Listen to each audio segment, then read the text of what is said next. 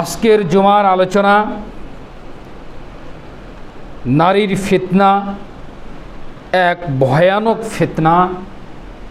এ সম্পর্কে কিছু আলোচনা করেই শেষ করে দেব খুতবা ইনশাআল্লাহ।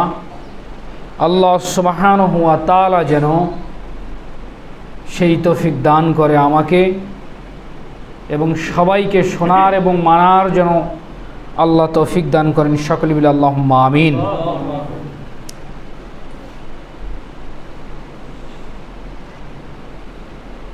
ঘুম ধরছে নাকি? অনেকে দেখছি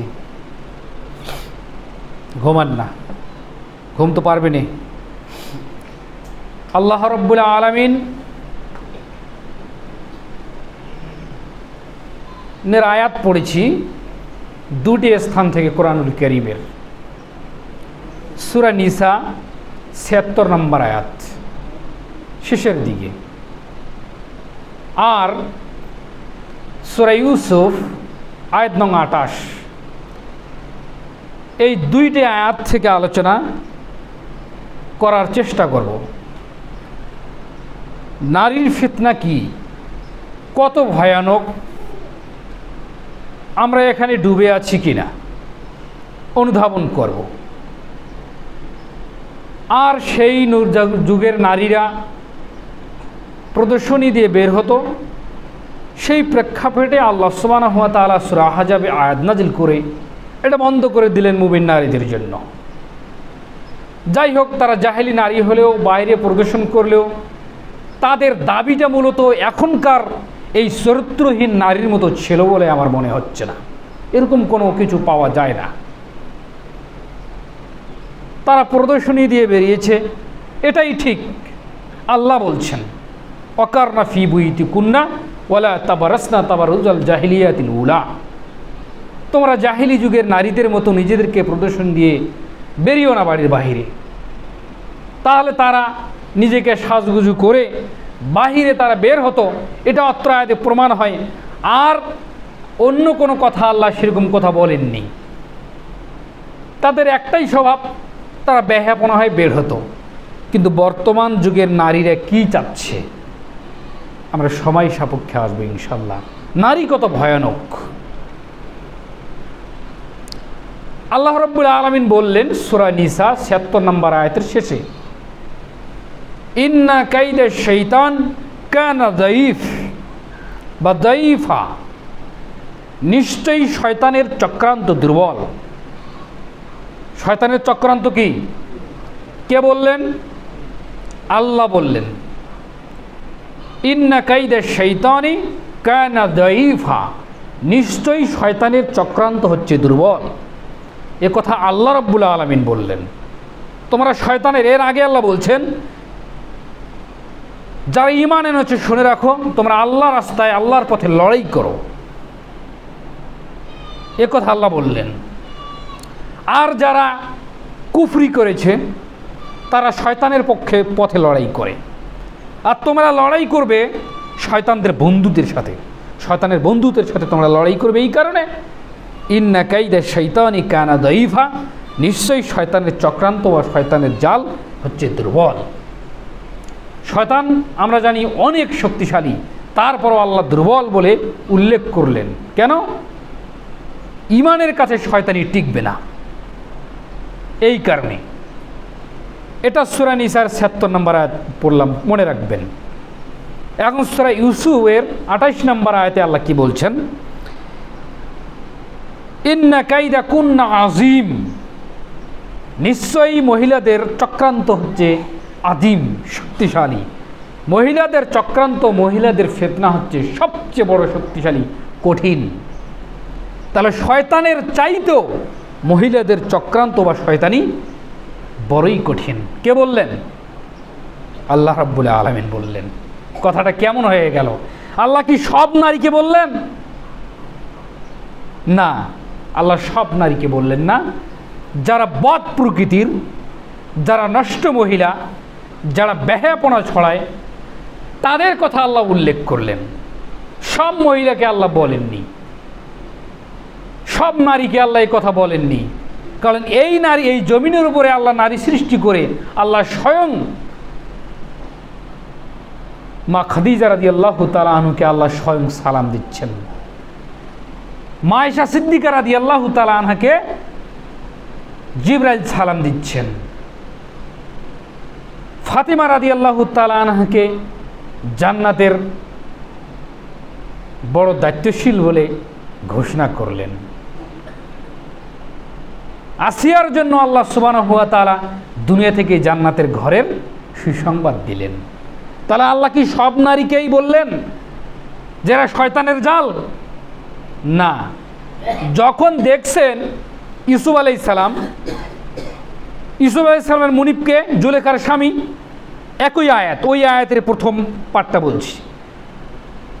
বলছে যে তোমরা মিথ্যা বলছো। ইউসুফ আলাইহিস সালামের মুনিব অর্থাৎ তার মালিক জুলেখার স্বামী বলছেন, যখন এই শিশু বাচ্চা বলল যদি তার জামাটা পিছনে ছিঁড়া থাকে তাহলে ওই ব্যক্তি সত্যবাদী, ওই ব্যক্তির কোনো অপরাধ নেই, দেখছি পিছনেই ছিঁড়া। তখন কিন্তু জুলেখার স্বামী বলছে যে ইন্না কাইদা শাইতানা কানা দাঈফা, শয়তানের চক্রান্ত দুর্বল, আর ইন্না কাইদা কুন্না আজিম, নারীদের চক্রান্ত বড় কঠিন। অতএব তার স্ত্রী, তখন ইউসুফের মালিক বলছে আমার স্ত্রী ষড়যন্ত্র করেছে ইউসুফের ব্যাপারে। আলহামদুলিল্লাহ, এটা বুঝতে পারলেন যে ষড়যন্ত্র করেছে। তাহলে নারীদের চক্রান্ত, নারীদের ফিতনা, নারীদের জাল বড়ই শক্তিশালী, শয়তানের চাইতে শক্তিশালী। দুটি আয়াত থেকে আমরা প্রমাণ করলাম। আবু সাঈদ খুদরি রাদিয়াল্লাহু তাআলা আনহু বলেন থেকে বর্ণিত যে আনিন নবী সাল্লাল্লাহু আলাইহি ওয়াসাল্লাম ইন্না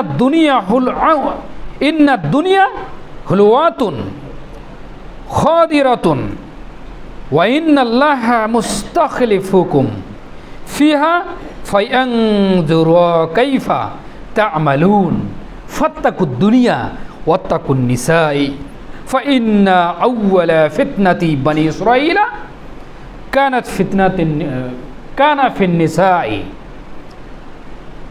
ফিন নিসাই।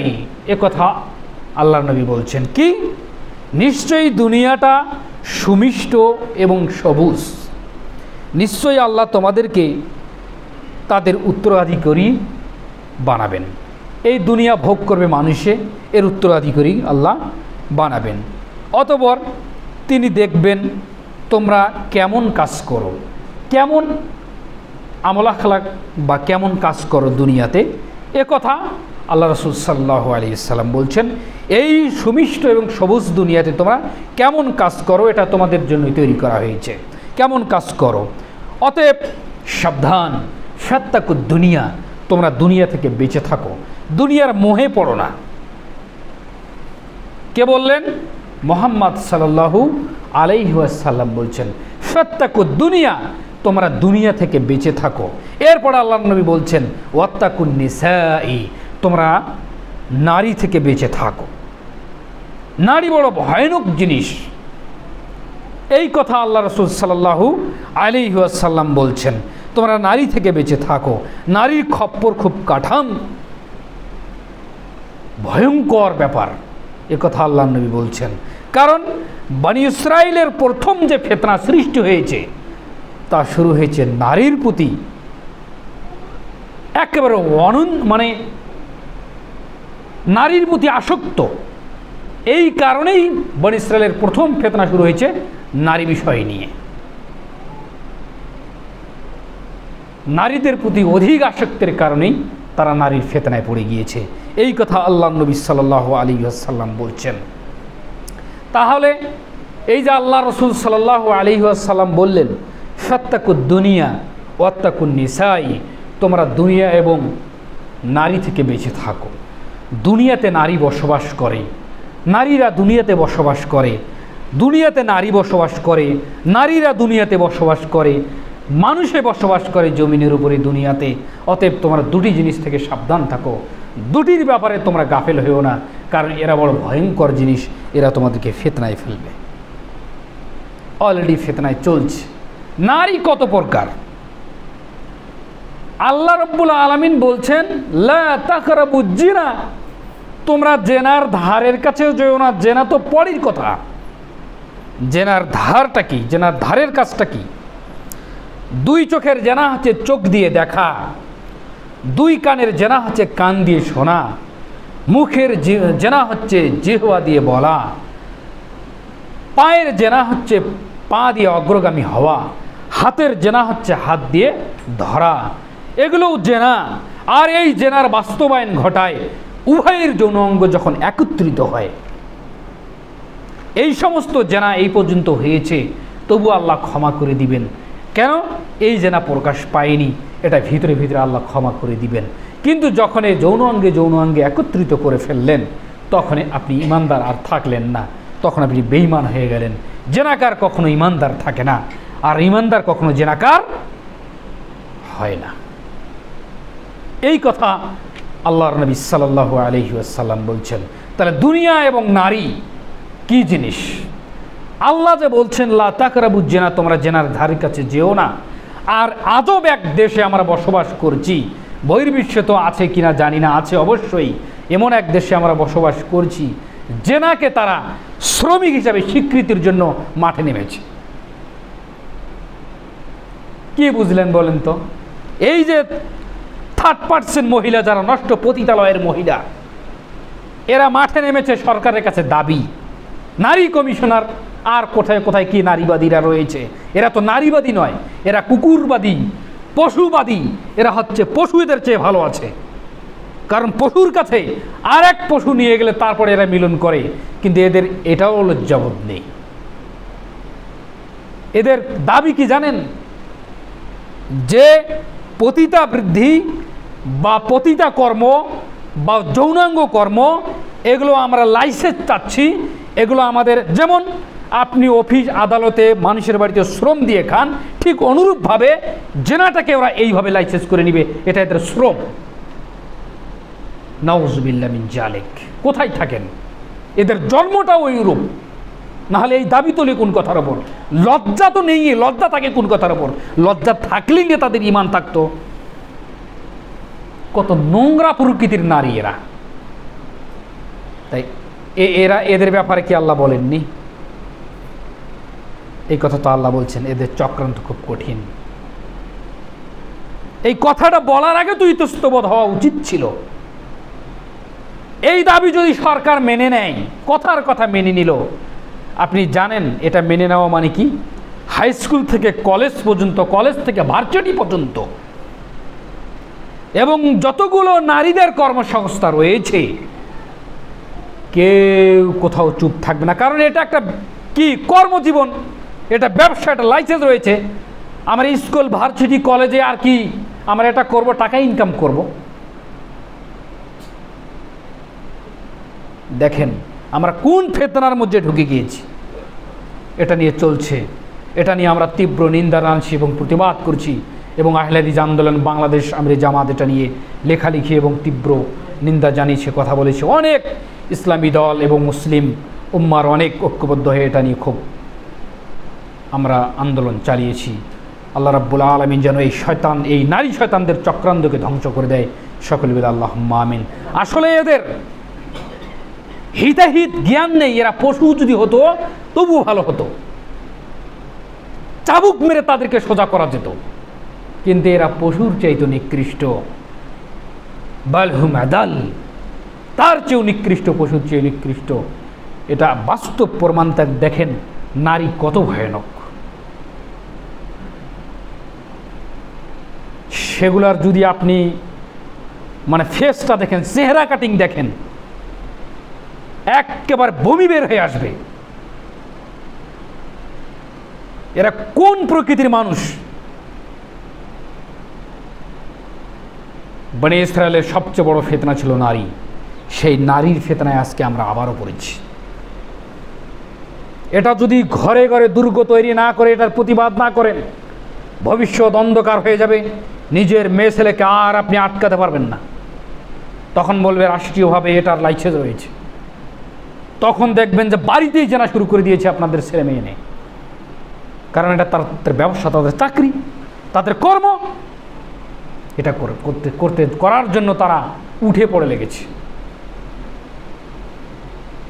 আর সরকারের মাথায় কি ঘিলু আছে আমরা জানি না। আমরা বলছি আপনি সোজাভাবে সুন্দরভাবে সামাজিকতার দিকে এবং মুসলিম একটি অধ্যুষিত দেশ হিসেবে আপনাকে বিচক্ষণতার সাথে আপনাকে কাজ করতে হবে। এগুলো যখন এগুলো মাথা চাড়া দিবে পিটিয়ে এদেরকে সোজা করার দরকার। এরা গুটি কয়েক নাস্তিক, গুটি কয়েক এই বেশ্যা পতিতালয়, এই গুটি কয়েক অনাচার নারীদের কারণে দেশটাকে অশান্তি সৃষ্টি করছে। তাদের কথা মেনে নিতে হবে এই অধ্যুষিত মুসলিম দেশে, এটা মানা যায়। তো আল্লাহর নবী সাল্লাল্লাহু আলাইহি ওয়াসাল্লাম তাই বলছেন যে ফাত্তাকুদ দুনিয়া ওয়াত্তাকুন নিসা, তোমরা দুনিয়া থেকে বাঁচো এবং নারীর খপ্পর থেকে বাঁচো। এটার পক্ষে অনেক কথা বলবে। কারা কথা বলবে? ওই ধরনের পুরুষ জেনাবাজ পুরুষ যারা, তারা কথা বলবে যাদের ঈমান নেই, তাদের জন্মেরই কোনো ঠিক ঠিকানা নেই, এগুলো দোয়া ছাড়াই জন্ম হয়েছে। কারণ স্ত্রী মিলনে যখন যাবে তখন স্বামী স্ত্রী উভয় যে দোয়াটা পড়তে হয় এই দোয়াটাই তাদের মুখস্থ নেই, এই দোয়াটার উপর আমলই নেই। এই জন্য ছেলে সন্তান মেয়ে সন্তানেরা ওই শয়তানও মিলন করেছে ও সেও মিলন করেছে স্ত্রীর সাথে। এই কারণে এই ধরনের সন্তানেরা আজকে ভূমিষ্ঠ হয়েছে জমিনের উপরে, হয়ে তারা এই আন্দোলন করছে। তাছাড়া আর কি হতে পারে? কত কঠিন। তাহলে ওয়াত্তাকুন নিসা, তোমরা নারী থেকে বাঁচো, এটা ওই দিক। এখন নারী থেকে বাঁচো বলতে আসি পরিবার এবং পারিবারিক জীবন গঠনে মাহারাম মেনে চলতে হবে। নারীর ফিতনা খুব কঠিন। বিবাহ করেছেন আপনি, আপনার শালী রয়েছে ছোট, আপনার শালী রয়েছে বড়, হাসি ঠাট্টায় দিন কাটাচ্ছেন, আপনি ফিতনায় আছেন, আপনি মনে করছেন আমি ফিতনায় নাই, ছোট বোন ভাবছেন। শালীকে ছোট বোন ভাবার কোনো অবকাশ নেই। যখন একাই পাবেন তখন ছোট বোন থাকবে না, তখন ফুস করে আপনি মস্করা করে কথা বলবেন, এটা জেনা। শালী কখনো আপন হয় না, কারণ স্ত্রী মারা গেলে শালীকে বিবাহ করা যায়, ওটা মাহারাম মহিলা, মাহারাম পুরুষ। বাড়িতে বসবাস করছেন, এক বাড়িতে ভাসুর রয়েছে, দেওয়া রয়েছে, বসিন রয়েছে, ভাবি রয়েছে, একে অপরের মুখ দেখছেন, টোটালি হারাম, কাবিরা গুনাহ।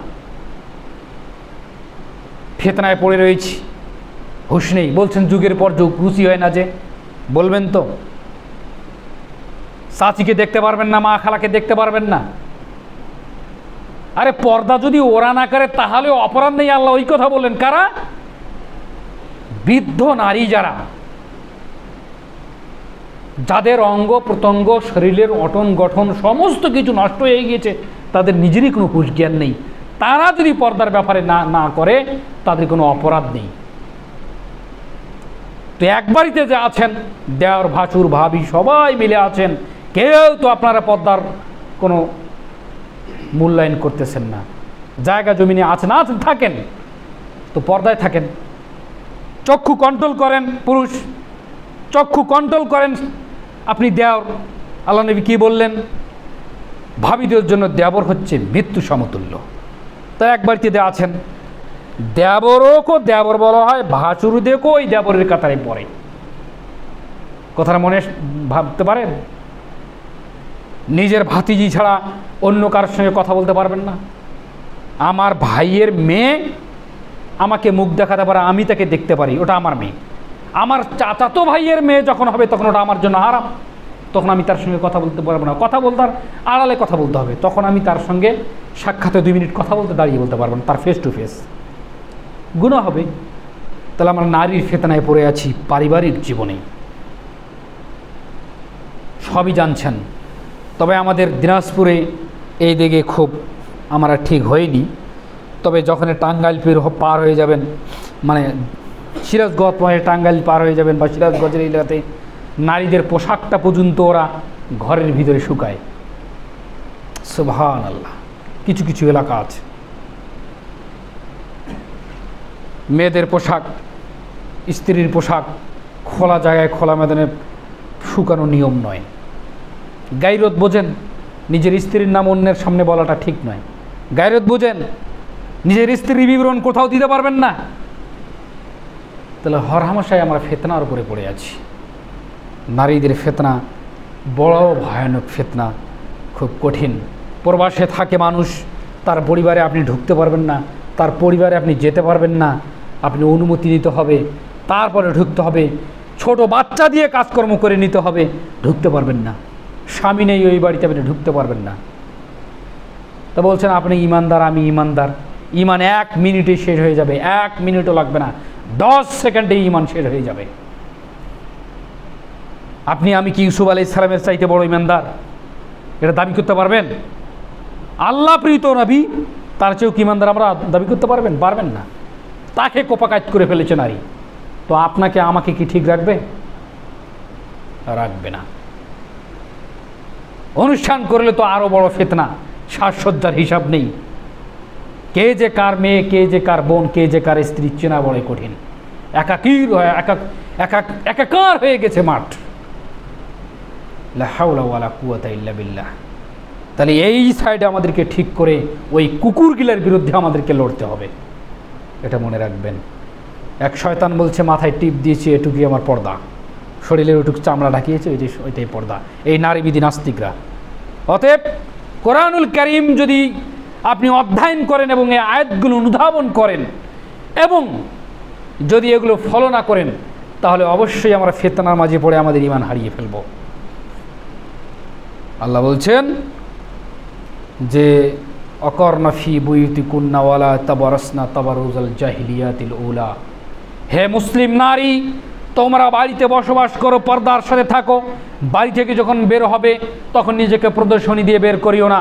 জাহিলি যুগের নারীদের মতো তোমরা বের হইও না। জাহিলি যুগের নারীরা বের হতো নিজেদেরকে প্রদর্শনী করে। একটা মহিলা যদি সাজগোজ করে বেরিয়ে যায়, মুখে লিপস্টিক রয়েছে, কপালে টিপ রয়েছে, শাড়ি পরেছে, অঙ্গ প্রত্যঙ্গর কাটিং ফিটিং বোঝা যায়। এখন পর্যন্ত মহিলাটা কোনো পুরুষের সঙ্গে বিছানায় শুয়নি, অথচ আল্লাহর নবী সাল্লাল্লাহু আলাইহি সাল্লাম বলছেন মহিলাটা ব্যভিচারিণী, মহিলাটা ব্যভিচারিণী, মহিলাটা ব্যভিচারিণী। এখন পর্যন্ত কোনো পুরুষের সঙ্গে বিছানায় যায়নি, অথচ মহিলাটার ব্যাপারে আল্লাহ নবী বলছেন মহিলাটা পতিতালয়ের মহিলা, মহিলাটা ব্যভিচারিণী, মহিলাটা বেশ্যা, মহিলাটা পতিতালয়। কি বুঝলেন বলেন তো? তাহলে নারীরা সাজগোজ করে বাড়ির বাহিরে বেরিয়ে বেড়াতে পারে না জাহেলি যুগের নারীদের মতো। তারা বেড়াতো, কিন্তু তারা এ দাবি করতো না যে আমাদেরকে জেনার লাইসেন্স দিতে হবে, এটা কর্ম করে খাবো, এ কথা আমরা পাচ্ছি না। তাহলে তাদের চাইতে এখনকার যেগুলো বদ প্রকৃতির নারী, তারা আরও খারাপ। আল্লাহ রাব্বুল আলামিন যেন আমাদেরকে নারীর ফিতনা থেকে বাঁচার তৌফিক দান করেন। সকলেই হৃদয় উজাড় করে বলে আল্লাহুম্মা আমিন। স্ত্রী সন্তানদেরকে কন্ট্রোল করেন, রাগ দেখায়েই কন্ট্রোল করবেন বিষয়টা তা নয়। কোরআন হাদিসের বই পুস্তক নিয়ে বসেন, দেখো দুনিয়ায় কতদিন আমরা বাঁচব, জমিনে কতক্ষণ বাঁচব, যতক্ষণ শ্বাস জমিনের উপরে, শ্বাস বন্ধ জমিনের নিচে, এতটুকু। শ্বাস চলছে মানে জমিনের উপরে, শ্বাস বন্ধ মানে জমিনের নিচে। কবর খনন করতে যত সময় লাগে তত সময় জমিনের উপরে ফেলিয়ে রাখবে। এতটুকু সময়ের জন্য যদি আমরা ভুলে যাই যে আমরা কবরবাসীর মানুষ নই, তাহলে কবর বড় ভয়ানক। আল্লাহ তাআলা এই কথা বলছেন, হাত্তা যুরতুমুল মাকাবির, যতক্ষণ পর্যন্ত না তোমরা কবরে উপনীত হচ্ছে বুঝতে পারবে না, বুঝতে পারবে না কবর কি, কবর কত ভয়ানক। যাই হোক, এ কথা আল্লাহ রাসূল সাল্লাল্লাহু আলাইহি সাল্লাম বলছেন তোমরা নারী থেকে বাঁচো।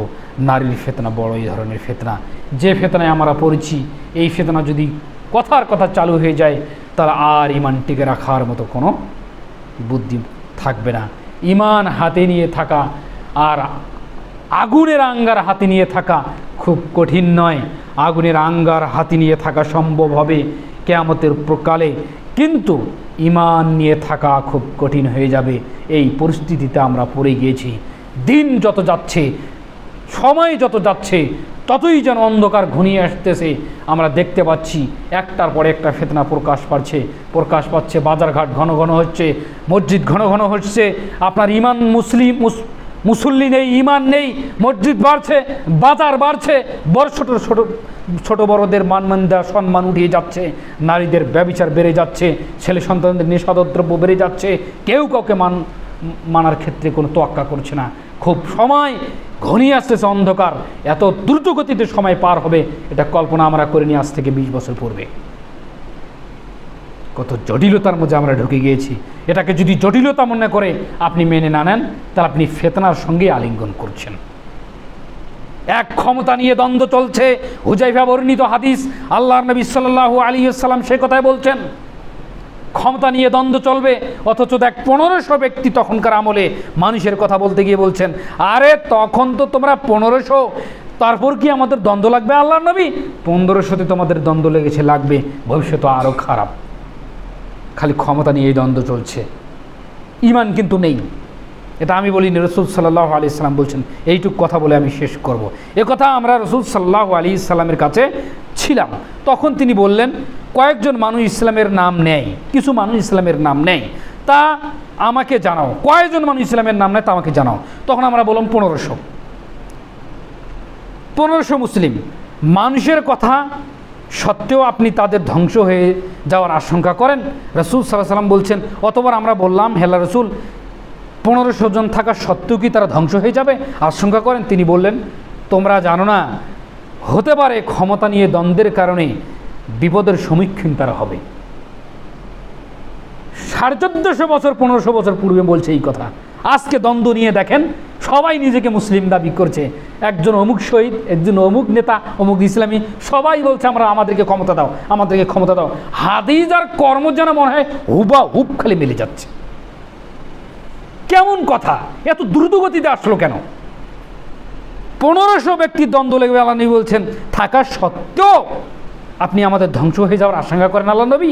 তিনি বললেন, তোমরা জানো না, হতে পারে ক্ষমতা নিয়ে দ্বন্দ্বের কারণে তোমরা ধ্বংস হবে, বিপদের সম্মুখীন হতে পারো।